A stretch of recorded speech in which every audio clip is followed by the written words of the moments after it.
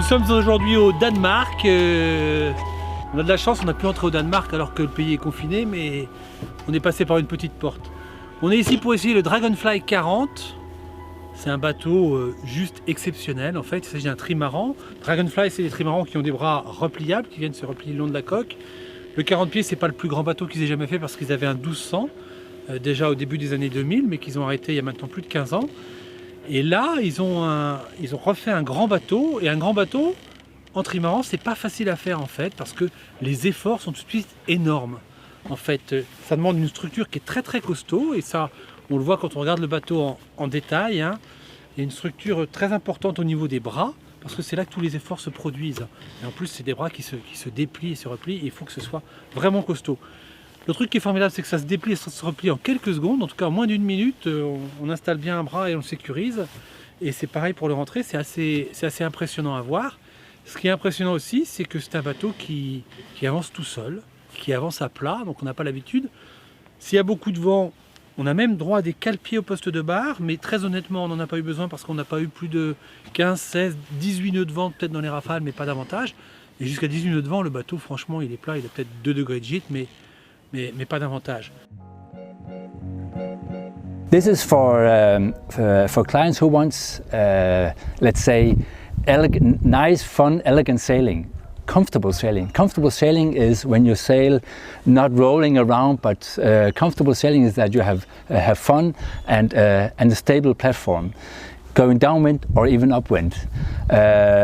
So this is perfect for family, of course, but if you want to go long distance, I would say maximum 4 people, but for normal family, cruising it's okay with 5, top 6 with kids, but our main target is, let's say, a couple who brings another friend's couple. So you have 2 separate cabins, a separate aft cabin, separate forward cabin, so you can enjoy also privacy in that sense. C'est un bateau qui a été conçu en fait pour un équipage réduit. Ça veut dire que devant le barreur, on va trouver tous les winches, et notamment 2 winches électriques de chaque bord. Les winches électriques sont en standard sur ce bateau. Et tout revient ici au cockpit. Ça veut dire qu'on peut, avec un équipage réduit, manœuvrer le bateau assez facilement. Il y a beaucoup de ficelles, on va dire, il y a beaucoup de manœuvres qui arrivent ici. On voit ici avec tous les câbles, mais parce qu'en fait, il y a des manœuvres qui vont commander, par exemple, la dérive, mais on ne les utilise pas très souvent. Il y a aussi plusieurs écoutes pour la grand-voile, en fait. Il y a une écoute de grand-voile centrale, et puis il y a 2 écoutes qui servent de halba, ce qui explique qu'on ait ici beaucoup de taquets, mais très honnêtement, à naviguer, c'est assez simple. Et avec ce renvoi central ici, on arrive facilement sur l'un des 2 winches électriques, sans difficulté. Donc c'est un bateau qui se manœuvre relativement facilement, qui est conçu plutôt pour un couple qui peut inviter des amis, mais avec lequel on n'a pas de limite de programme. C'est vraiment un bateau très sûr parce que les flotteurs sont très volumineux.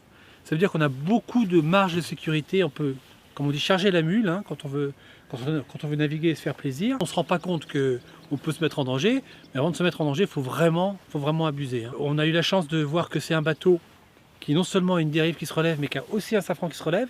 Ça veut dire qu'on peut aller beacher. On ne va pas beacher tous les jours, je suis d'accord, mais ici, entre 2 îles au Danemark, c'est assez facile à faire. Du coup, on l'a fait, on s'est fait plaisir. Encore une fois, il n'y a pas de limite de programme parce qu'on peut naviguer dans des eaux peu profondes, comme aller au large. On peut naviguer à 2, on peut naviguer à 4, on peut éventuellement dormir à 6, si on le souhaite, ou même à 7, puisque le carré peut se transformer en couchette double. Ce n'est pas vraiment l'objet du bateau. L'objet du bateau, c'est de naviguer facilement et rapidement. Donc le Dragonfly 40, c'est un bateau qu'on aime bien parce que c'est un grand bateau qui va vite et qui est facile. On l'aime bien aussi parce que pour une fois à l'intérieur, il y a une vraie cabine avant, une vraie cabine arrière, des toilettes vraiment séparées. Sur un trimaran, c'est pas toujours évident. Et ici, la cabine arrière est vraiment la cabine propriétaire, ce qui n'est pas le cas d'habitude sur le Dragonfly où il faut un peu ramper pour accéder au lit. Là, on a un très grand lit qui est presque aussi large que long, donc c'est plutôt sympa. On a le Escape Hatch, le panneau de sécurité qui peut s'ouvrir en cas de chévirage.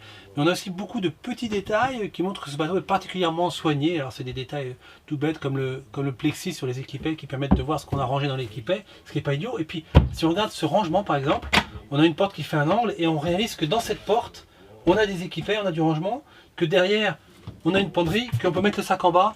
Et bien tout le bateau il est pensé intelligemment comme ça. Et on va le voir à travers plein de petits détails.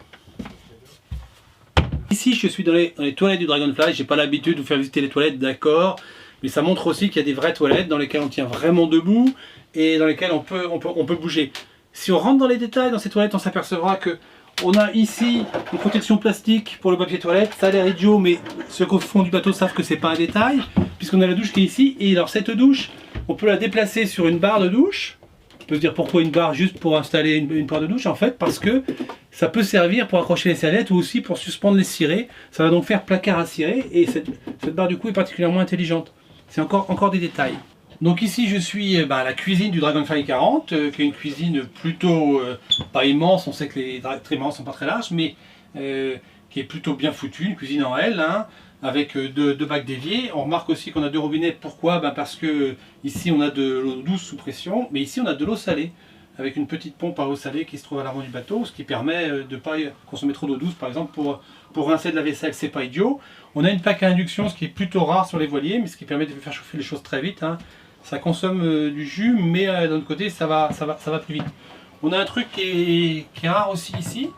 Si j'ouvre ça, eh ben, c'est un peu comme une poubelle, sauf que c'est un accès direct.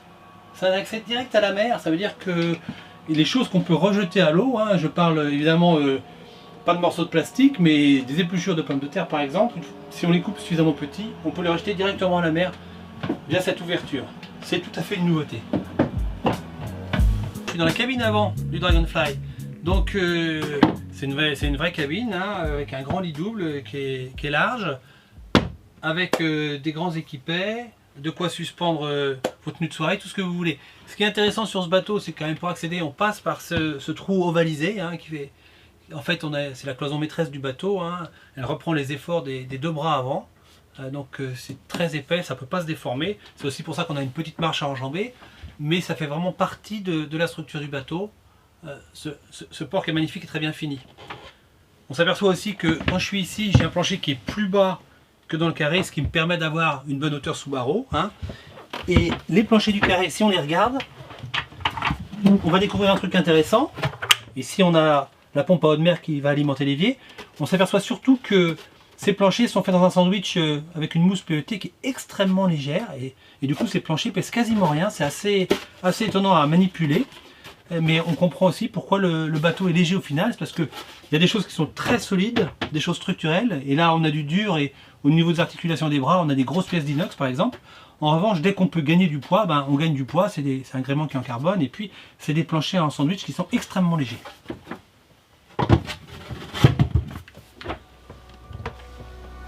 C'est un bateau qui a beaucoup d'accastillage, qui a un mât en carbone qui est particulièrement raide, qui est particulièrement bien tenu par un système de barres de flèche et de guignol très riche. L'idée est vraiment que rien ne bouge, que tout soit rigide, que tout soit safe. On peut dire que c'est un bateau tout à fait exceptionnel.